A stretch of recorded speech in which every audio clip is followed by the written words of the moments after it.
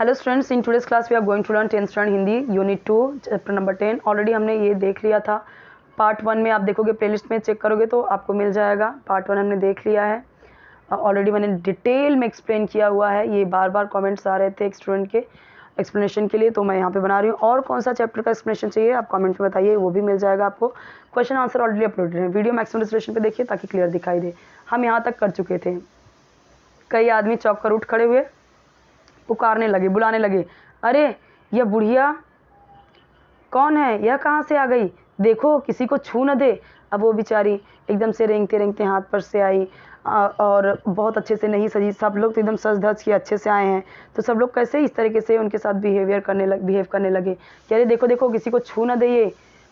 पंडित बुद्धिराम काकी को देखते ही क्रोध से तिलमिला गए, एकदम गुस्से से बौखला, तिलमिलाने बौखला गए, गुस्से से पागल हो गया। पूड़ियों का थाल लिए खड़े थे, थाल को जमीन पर पटक दिया और जिस प्रकार निर्दयी यानी जिसके अंदर दया ना हो यानी क्रूअल महाजन अपने किसी बेईमान और भगौड़े कर्जदार को देखते ही झपट कर उसका टेटुआ यानी गला पकड़ लेता है, उसी तरह लपक उन्हें अंधेरी कोठरी में धम से पटक दिया। क्या किया यहाँ पे, क्या बोला है? महाजन यानी कौन होते हैं? जो पैसे बांटते हैं, इंटरेस्ट वगैरह पे, ब्याज पे पैसे करते हैं। तो भगौड़ा कर्जदार यानी कोई ऐसा कर्जदार जो भाग गया हो पैसा लेके और जैसे उसको मिला तो उसका गला पकड़ने के लिए दौड़ता है। वैसे ही किसने किया? इस बुद्धिराम ने किया। बुद्धिराम ने बिल्कुल इसी तरीके से किया, उसको जो लपक के पकड़ा और ज़बरदस्ती उनको कोठरी में धम से पटक दिया। आशा रूपी वाटिका लू के एक झोंके में नष्ट विनष्ट हो गई।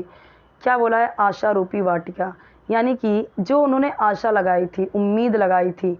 कैसी वाटिका? आशा रूपी वाटिका, यानी आशा की उम्मीद, आशा का बगीचा। जिस तरीके से उन्होंने क्या क्या सोचे थे, ये खाऊंगी वो खाऊंगी, इसीलिए बोला था आशा रूपी वाटिका। यानी जो उम्मीद थी उनकी, वो लू यानी जो लू चलती है, हमारे गर्म हवा चलती है गर्मी के टाइम में, लू के एक झोंके में नष्ट विनष्ट हो गई। जब हवाएं बहुत गर्म चलती हैं तो हम बहुत सारे देखते हैं जो अच्छे वन होते हैं, अच्छे बगीचे होते हैं, वो झुलस जाते हैं गर्मी से एकदम से।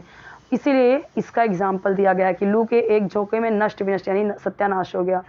उसी तरीके से जो उनकी उम्मीदें थी वो एक पल में सब कुछ टूट गया। मेहमानों ने भोजन किया, घर वालों ने भोजन किया, परंतु बूढ़ी काकी को किसी ने न पूछा। बुद्धिराम और रूपा दोनों ही बूढ़ी काकी को उनकी निर्लज्जता के लिए दंड देने का निश्चय कर चुके थे। निर्लज्जता यानी क्या? निर्लज्ज यानी जिसको लाज ना हो। तो यहाँ पे उन्होंने, उनकी नज़र में उन्होंने क्या निर्लज्जता की कि मेहमान के सामने आके क्यों आई वो, ठीक है, उनकी बेइज्जती हो गई। उनके बुढ़ापे पर, दीनता यानी गरीबी पर, हत ज्ञान पर यानी जिसको कम ज्ञान हो, यानी जो बुद्धिहीन हो, अभी उनके बुढ़ापा है तो उनको इतना ज्ञान नहीं है, हत ज्ञान पर किसी को करुणा न आई थी, किसी को दया नहीं आई। अकेली लाडली उनके लिए कुढ़ रही थी, यानी अंदर ही अंदर कुढ़ रही थी, टेंशन में थी यानी चिंतित थी। लाडली को काकी से अत्यंत प्रेम था, बेचारी भोली लड़की थी। बाल विनोद यानी बाल विनोद यानी बच्चे कैसे मस्ती करते हैं, बाल विनोद यानी बचपना, और चंचलता की उसमें गंध तक न थी, यानी बहुत मेच्योर थी वो। बाल विनोद जैसे बच्चे कैसे मस्ती करते हैं, चिढ़ाते हैं, खिजाते हैं, मस्ती करेंगे, वैसी। और चंचलता यानी बच्चे कुछ भी करते हैं, नटखट होते हैं। चंचलता यानी नटखटता जो होती है, उसमें गंध तक नहीं थी, यानी बिल्कुल उसमें ये चीज़ें नहीं थी। बहुत मेच्योर लड़की थी इतने बचपन में भी। दोनों बार जब उसके माता पिता ने काकी की निर्दयता से घसीटा तो लाडली का हृदय ऐंठ कर रह गया। वह झुंझला रही थी, यानी गुस्सा हो रही थी कि यह लोग काकी को क्यों बहुत सी पूड़ियाँ नहीं दे देते। उसने अपने हिस्से की पूड़ियाँ बिल्कुल न खाई थी, यानी वो जो छोटी लड़की थी उसने बिल्कुल पूड़ी नहीं खाई थी।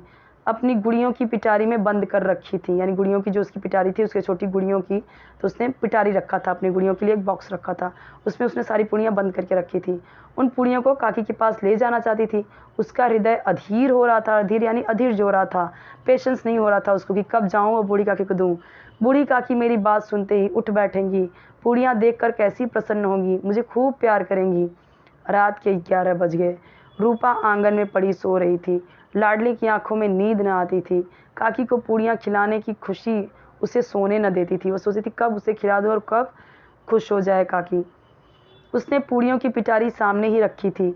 जब विश्वास हो गया कि अम्मा सो रही हैं, यानी वो उसकी माँ रूपा सो रही है, तो अपनी पिटारी उठाई और बूढ़ी काकी की कोठरी की ओर चली।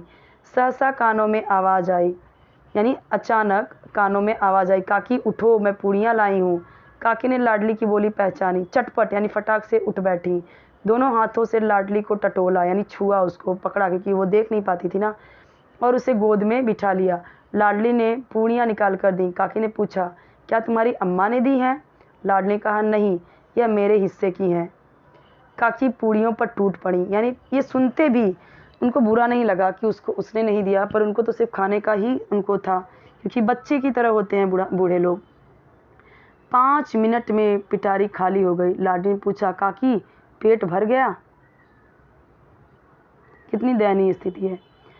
जैसे थोड़ी सी वर्षा ठंडक के स्थान पर और भी गर्मी पैदा कर देती है, उसी भांति इन थोड़ी पूड़ियों ने काकी की क्षुधा यानी भूख और इच्छा को और उत्तेजित कर दिया था, और एक्साइटेड कर दिया था।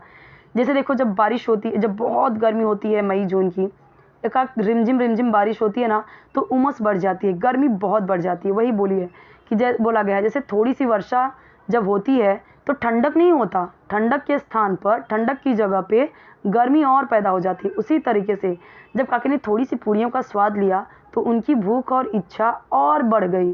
बोली, नहीं बेटी, जाकर अम्मा से और मांग लाओ। लाडली ने कहा, अम्मा सोती हैं, जगाऊंगी तो मारेंगी, यानी वो तो सो रही हैं, मैं जगाऊंगी उसको तो मारेगी। काकी ने पिटारी को फिर टटोला, यानी कि वो टच कर रही है, इसे ढूंढ रही है।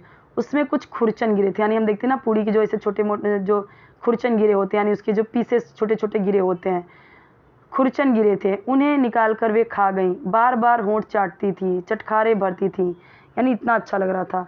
हृदय मसोस रहा था, यानी मन में बहुत ही ज़्यादा मसोस रहा था, यानी कि बहुत ज़्यादा दुख हो रहा था कि और पूड़ियाँ कैसे पाऊँ। मसोस रहा था कि और पूड़ियाँ कहाँ से पाऊँ, कहाँ से मिले, कहाँ से मिले।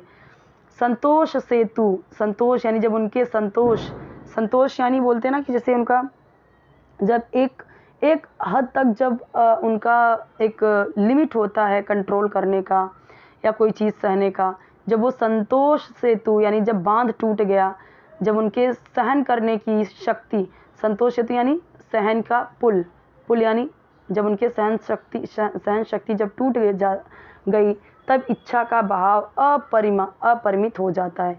यानी कि जब संतोष सेतु जब टूट जाता है, तब इच्छा का बहाव अपरिमित हो जाता है, और ज़्यादा इच्छा उनके अंदर आ जाती है। मतवालों को मद का स्मरण करना उन्हें मदांध बनाता है, यानी जो मतवाले होते हैं, मतवाले क्या, जो जैसे कि जो जिनको जिस चीज़ का, जैसे अभी हम देखते हैं जो दारू पीते हैं, तो उनको मद का स्मरण करना ही उन्हें मदांध बनाता है। जैसे ही जो मतवाले होते हैं, उन्हें जैसे ही याद आती है शराब की, बस उसकी याद ही उनको मदांध बना देती है। आधी नशा तो उनको ऐसी हो जाती है। वही चीज़ यहाँ पे बोला गया है कि काकी का अधीर मन इच्छा के प्रबल प्रवाह में बह गया। काकी का जो अधीर मन है, अधीर यानी अधीर, एकदम से धीरज नहीं रहे, इम्पेशंस, अधीर यानी इम्पेशंस, जो मन है इच्छा के प्रबल, जो उनकी इच्छा है, जो मन में डिज़ायर है खाने की, प्रबल यानी बहुत तीव्र, बहुत तेज प्रवाह में बह गया। यानी कि कहने का मतलब, बहुत हार्ड वर्ड यहाँ पे यूज़ हुए हैं, बहुत हार्ड सेंटेंसेस भी हैं, समझने की कोशिश कीजिए ज़रा। काकी का अधीर मन, उनका जो इम्पेशंस, उनकी माइंड है, मन है कि अभी मुझे बस चाहिए, उनकी इच्छा के प्रबल प्रवाह में बह गया। इतनी ज़्यादा वो अधीर हो गई कि बस अब उनके अंदर बिल्कुल पेशेंस नहीं रह गया। उनकी इच्छा के आगे उनका मन एकदम अधीर हो उठा था, बिल्कुल भी धीरज नहीं रह गया था उनके अंदर मन में। ठीक है, उचित और अनुचित यानी सही और गलत का विचार जाता रहा, कुछ नहीं, वो अभी उचित अनुचित सोच रही थी, ये सही है, नहीं है, नहीं है, सही है, सही है, ऐसा कुछ वो सोचती रही। वे कुछ देर तक उस इच्छा को रोकती रहीं, नहीं ऐसा नहीं करना चाहिए, नहीं करना चाहिए, ऐसा ये सही नहीं है, ये गलत है, रोकती रहीं, बहुत कोशिश की, लेकिन जो उनके मन की इच्छा थी ना, वो उनका जो अधीर मन हो गया, उनके इच्छा के विरुद्ध गया। ठीक है, उनका अधीर मन एकदम से अभी सही गलत कुछ नहीं देखा। अचानक लाडली से बोली, मेरा हाथ पकड़कर वहाँ ले चलो जहाँ मेहमानों ने बैठकर भोजन किया है। सहसा यानी अचानक, लाडली से बोली, मेरा हाथ पकड़कर वहाँ ले चलो जहाँ मेहमानों ने बैठकर भोजन किया है। अब आप सोचिए कि वो क्या हैं, घर की मालकिन है। क्यों? एक तो बुजुर्ग हैं वो सबसे ज़्यादा घर में, दूसरी चीज़ कि उनकी ही संपत्ति से ये लोग संपत्तिवान बने हैं। ठीक है, जायदाद उनके पास है, लेकिन वो क्या कर रही हैं, अभी मेहमानों की जूठन खाने जा रही हैं। लाडली उनका अभिप्राय यानी उनका मतलब समझ न सकी, बस वो सोची कि अच्छा उधर बोल रही हैं चलने के लिए, तो ठीक है। उसने काकी का हाथ पकड़ा और ले जाकर जूठे पत्तलों के पास बैठा दिया, क्योंकि वहाँ पे पत्तल भी पड़े हुए थे।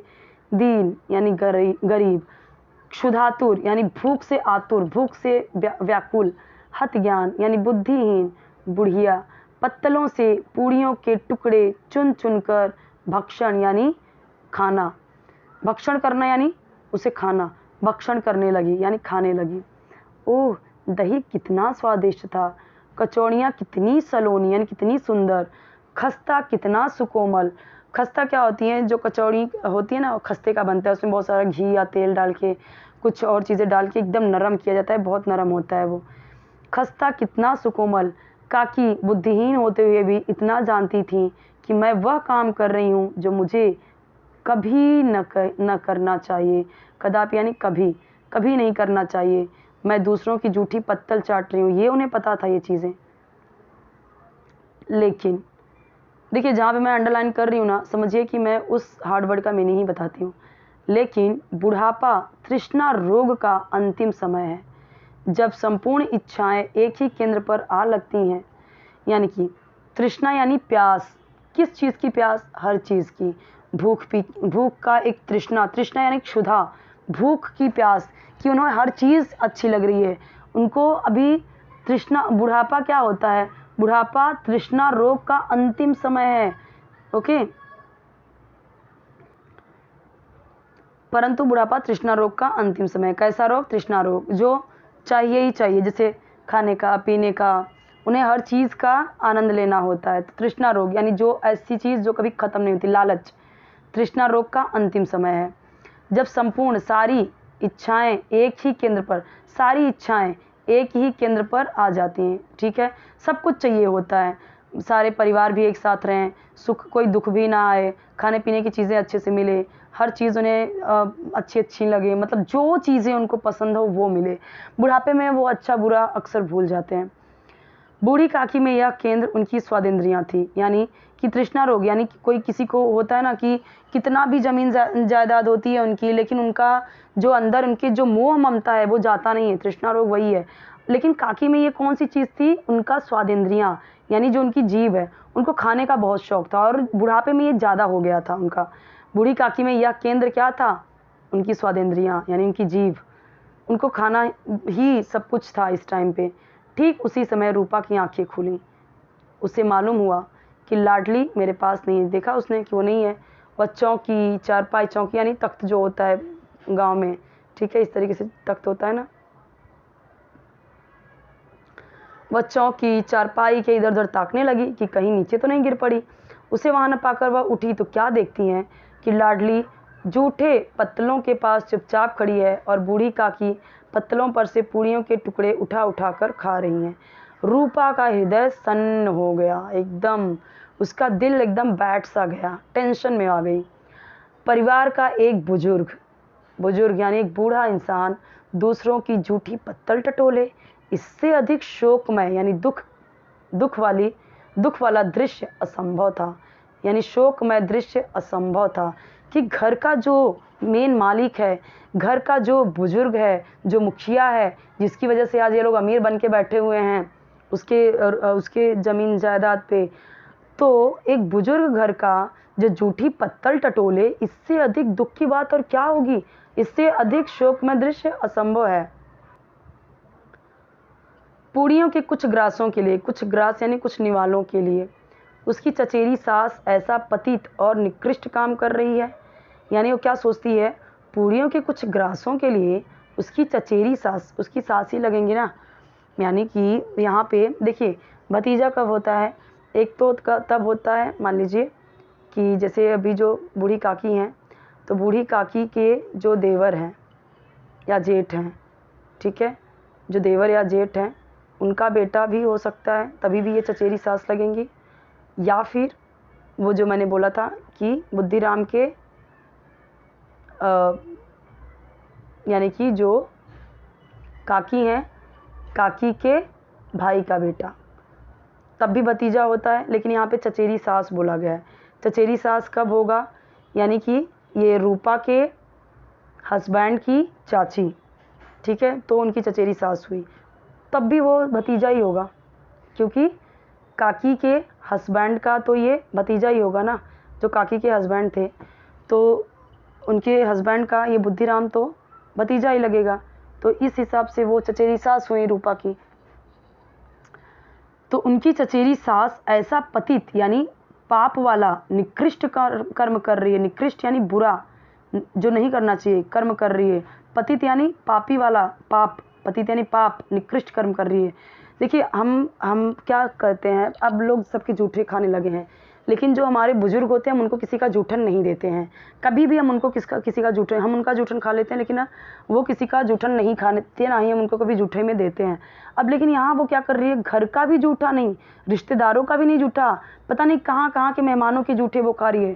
तो ये पाप कर्म ही हो रहा है ना, वो बेचारी ऐसा पाप कर्म कर रही है ना। ऐसा प्रतीत होना यानी मालूम होना, ऐसा मालूम होता मानो जमीन रुक गई, आसमान चक्कर खा रहा है, संसार पर कोई आपत्ति आने वाली है। रूपा को क्रोध न आया, शोक के सम्मुख क्रोध कहाँ। अब उसे शोक यानी दुख के सामने क्रोध कहाँ। अब वो सिर्फ दुखी है कि उसकी वजह से एक बुजुर्ग ऐसा काम कर रही है, पापी वाला कर्म हो रहा है उसके हाथों। और इसका भागीदार कौन है, खुद ये और इसके हस्बैंड रूपा और उसके हस्बैंड बुद्धिराम। करुणा यानी दया, और भय यानी डर, क्योंकि वो हमने पहले ही देखा था वो कैसी थी, भगवान से डरने वाली थी। तो दया और डर से उसकी आंखें भर आईं। इस अधर्म के पाप का भागी कौन है, ये जो अधर्म हो रहा है बूढ़ी काकी के द्वारा, इसका भागी कौन है, कौन भागीदार है इसका।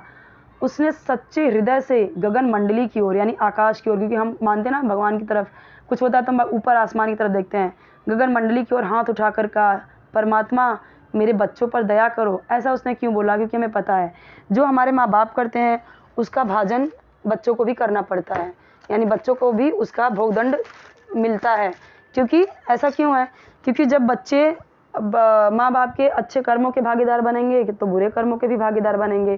कहने का मतलब ये है कि जब माँ बाप के ज़मीन जायदाद धन पैसे रुपयों में हमारा हिस्सेदारी है तो उनके पाप में भी हमारा हिस्सेदारी होती ही है। ठीक है, तो यहाँ पे वो डर रही है। अब क्या बोल रही है, इस अधर्म का दंड मुझे मत दो,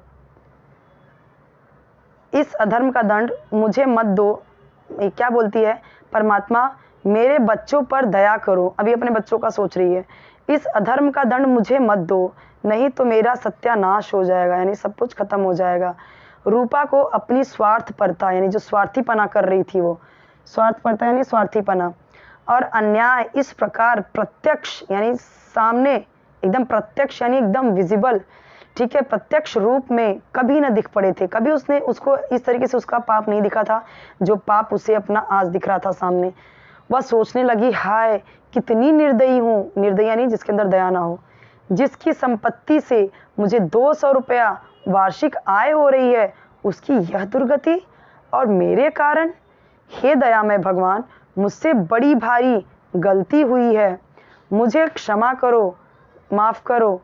आज मेरे बेटे का तिलक था, सैकड़ों मनुष्यों ने भोजन किया, मैं इनके इशारों की दासी बनी रही। क्यों इशारे बोल रहा है, ठंडाई लाओ, पूड़ी लाओ, सब्जी लाओ, तो उनके इशारों की, जो दूसरे लोग थे उनके इशारों की दासी नौकर बनी रही।